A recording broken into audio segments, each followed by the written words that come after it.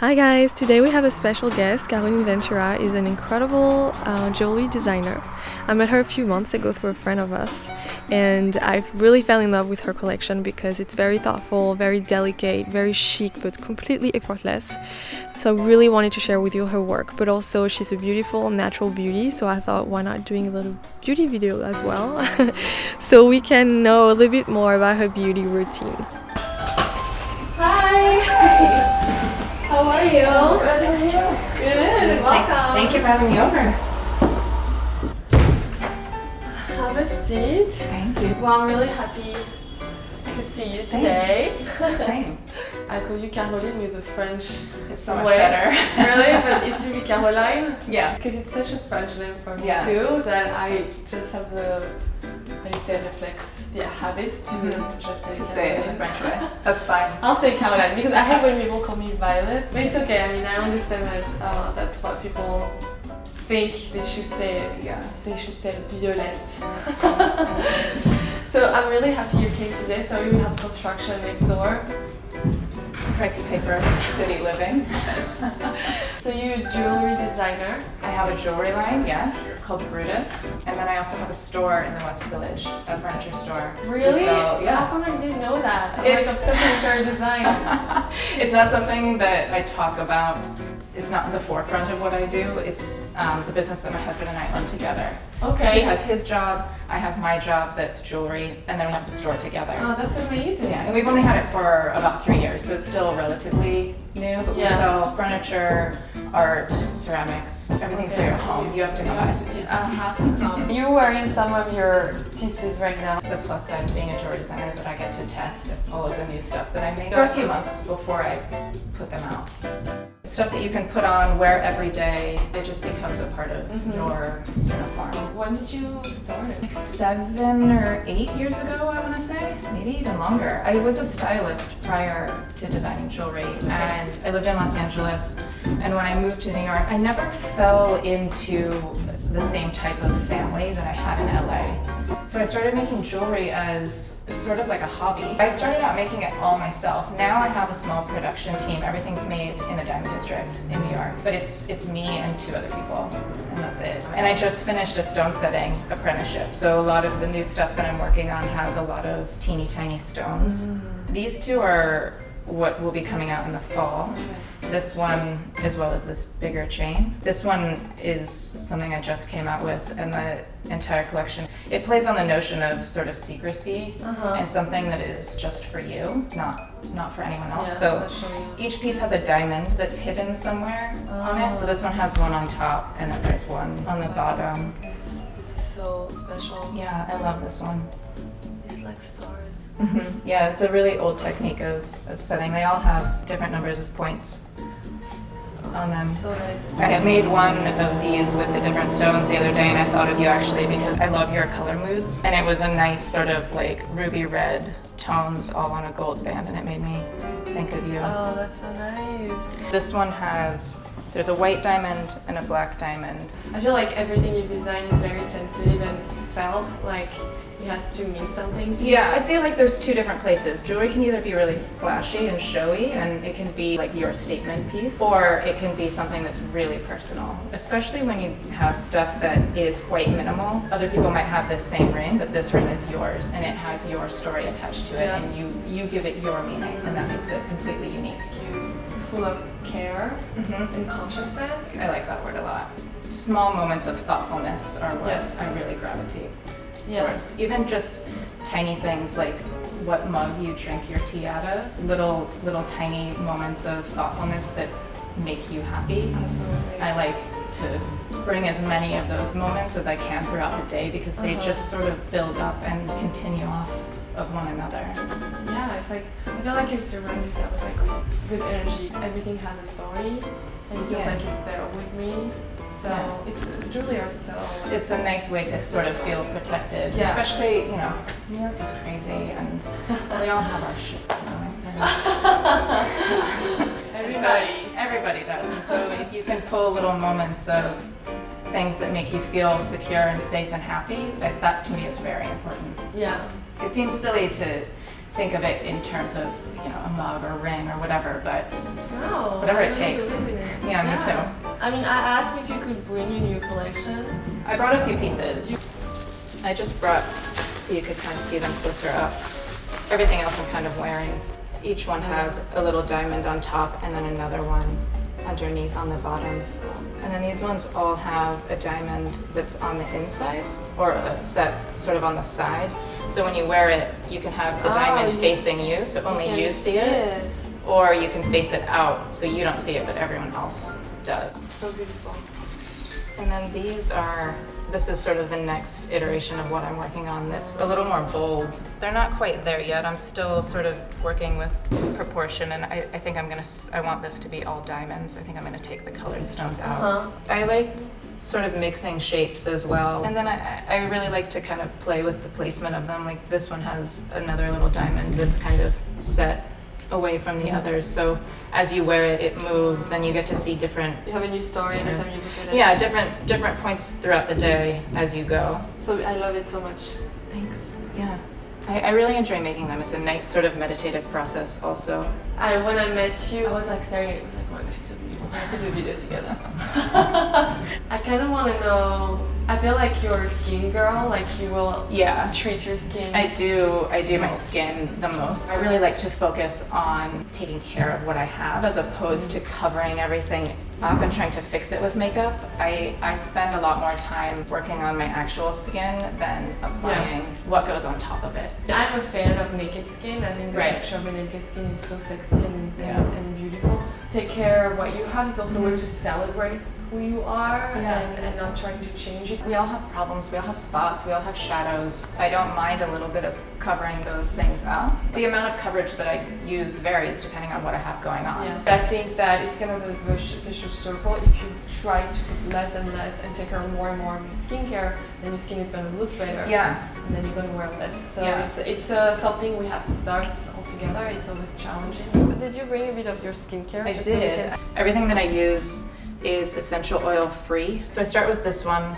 2 pumps, and I kind of just do it on my fingers and I press it in and then massage. And I like to do a bit of face massage as well with this, like 2 to 3 minutes to sort of drain all of that morning puffiness out. I start with my forehead, eyebrows, and I bring everything out to my temples and then down. It's just really light touches to kind of move that fluid down. This is eye cream, or like an eye serum. It's a gel. They're really into all natural. And then this is my moisturizer. This brand is incredible. It was originally created for patients who are going through chemotherapy and radiation and eczema. So it's just really gentle, really nourishing.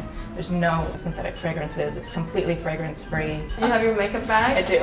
So you're gonna show me what you do. Then I'll add something. Yeah, it's really simple. I have hooded eyes. So my eyelids are a bit closer to my eyelashes. I don't have a lot of like surface area to play with eyeliner or shadow. So I like to keep my eye makeup routine really simple. You like this? I do. You should get a new one. I know. It's cool. You don't really need to use that much and the coverage is really nice. Here, I'll just dump it out. Yeah. That'll be easier. I love the sticks. Yeah, me too. I'm a big fan of RMS. I love all of their little pots. This tinted moisturizer is really nice if I kind of have a little bit of redness or too much unevenness. I'll put this all over my face and put the moisturizer back on my cheeks to kind of remove what's on my cheek so I can at least have a little bit of bare skin on my cheek. But for the most part in the summertime, I use the Uncover Up from RMS. I usually just do around my eyes. But on either side of my eye, I have this blue vein. Try and kind of cover. So I'll just dab that around. In my temple area, some pink and redness. Under my eyebrow can sometimes get a little pink here. This is spot. This is my more winter shade.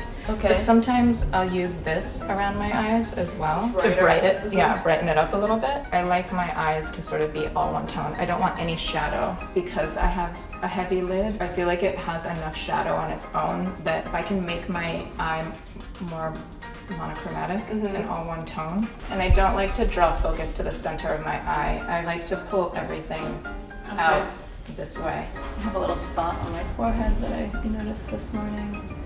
So I'll do just like little quick spot treatments wherever there's a little bit of redness. Chin, in this area here.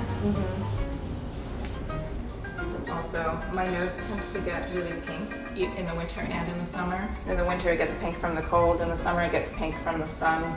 Sometimes I get a little bit of redness down on the lower part of my cheek. I'll just rub some in there.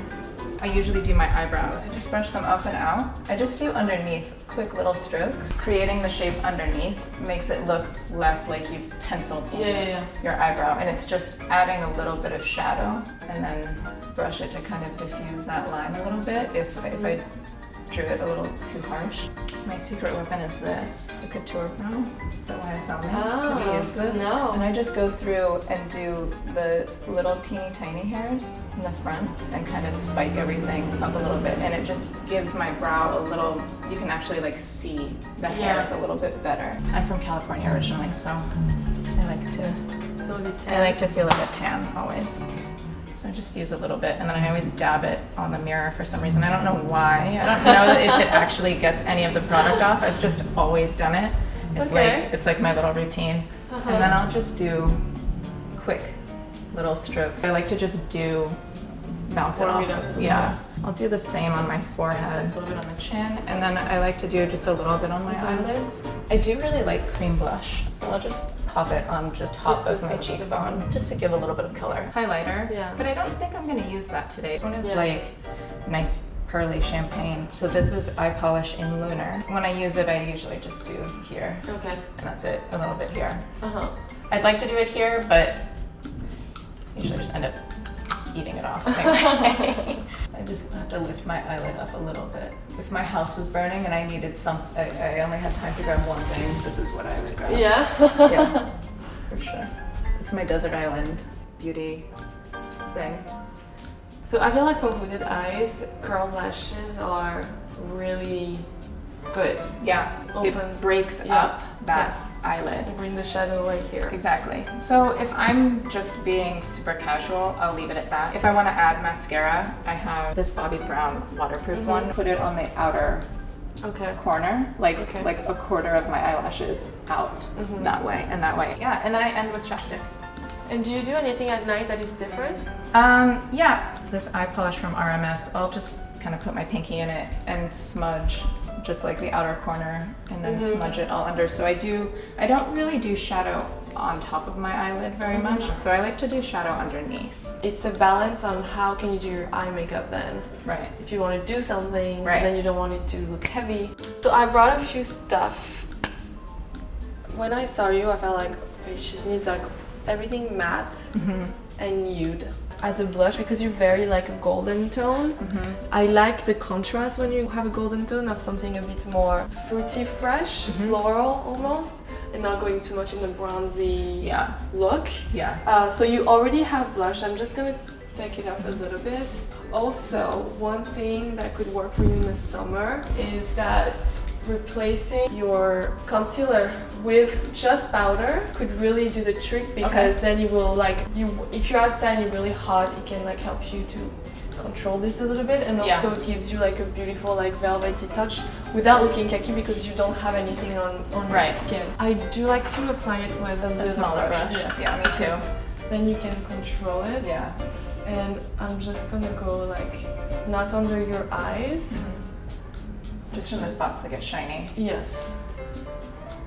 And also here on your eyelid though. I keep always like this part glowy.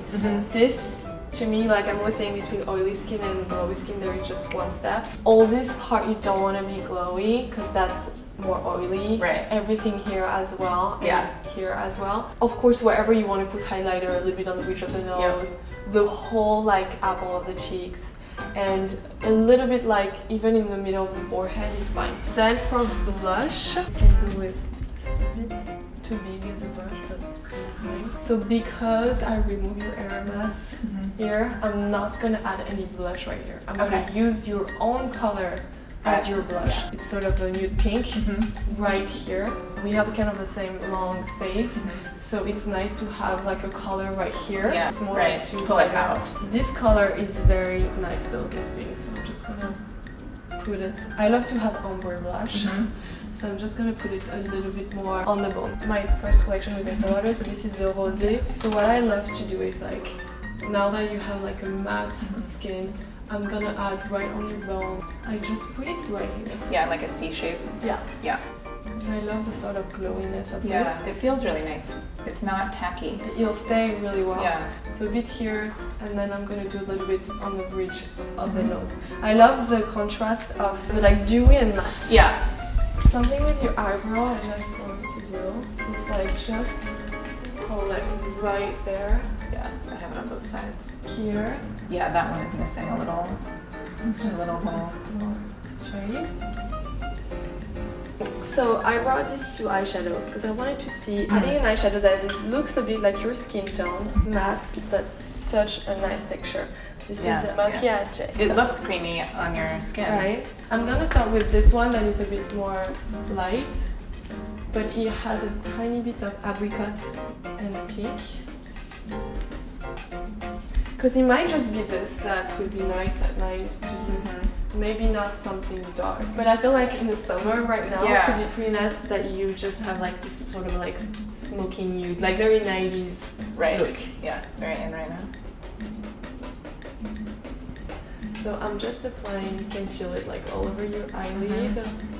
Oh yeah, that's nice. It just makes it seem like it's much more of a flat surface. Yes, because it's one tone. And I like how matte it is in comparison to the cheekbone. Yeah, so I kind of like that it's like matte, it has a bit of apricot in the nude. Yeah. Because everything that is shiny will show more bumpy, more voluminous. So you want to kind of do the opposite. Yeah. So you don't need to go dark, you can go with a very fresh color like this one, but this one is super matte. Yeah, I like it. Matte eyeshadow is normally more tricky to use because you have to use a brush and you have to have a base. That's why I really like this, because I feel like you can just use this with your finger. Did you go all the way up to the brow bone? Almost. I left just this like up to here. Like you basically have to go a little bit up the how do you say? Occipital bone? I'll never really be able to say.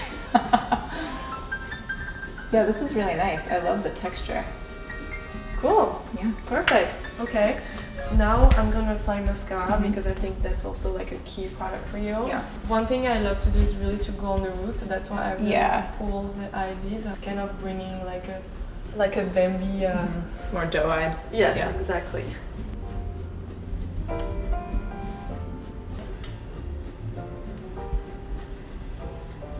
Just to add some magic touch. I mean, it's very, very discreet, so it's not gonna be like life-changing, but like you, I like details. Yeah. Do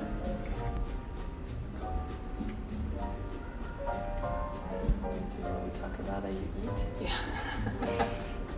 I feel like I talk so much, so I'm always constantly licking my lips, that anything that I put on my lips just goes away. Makeup moves. On top of my rosé that I put on your cheek, I love to add sometimes a little bit of metal just in the center to have a little like push right there, and it blends with it like really well. It's more like it's gonna look like there is a light shining. Yeah. Oh yeah, that's really nice. I don't like when the highlighter is like a huge Nike swoosh on your face. Exactly. I like when it's just like a touch of light, like it really feels like the light just hitting on it. Well, the thing with liquid lipstick, I love it because it's so matte and pigmented, but I don't like when it's like a plaster. Yeah. So for you, I'm just gonna basically add with my finger instead of using the lipstick. Can you like play like this, like this?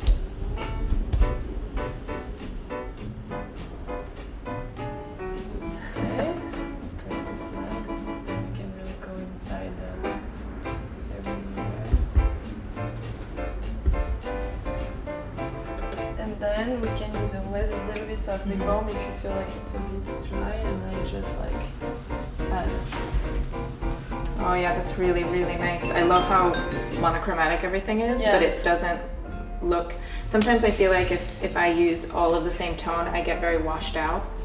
But this just brings a nice little like bounce of color in places. Yeah, you need to have in your nude, you need to have a little apricot touch. Yeah. So the blush has the apricot, even the lipstick has the apricot. But I like having the metallic matte with, and then the matte lips. Always contrast like dewy skin, very matte eyelid. Yeah. I feel like you're a natural beauty and you shouldn't put too much makeup on.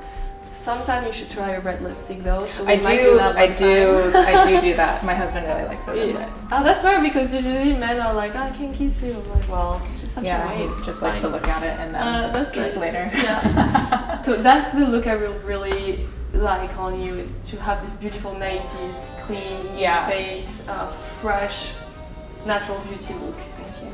Really, I think it makes you shine more than being hidden under the makeup. Yeah, I agree. Yeah, you look amazing. Thank you so much. Thank you. I hope you guys enjoyed this video as much as we love to do it. Make sure to discover her work, and I see you next week, guys.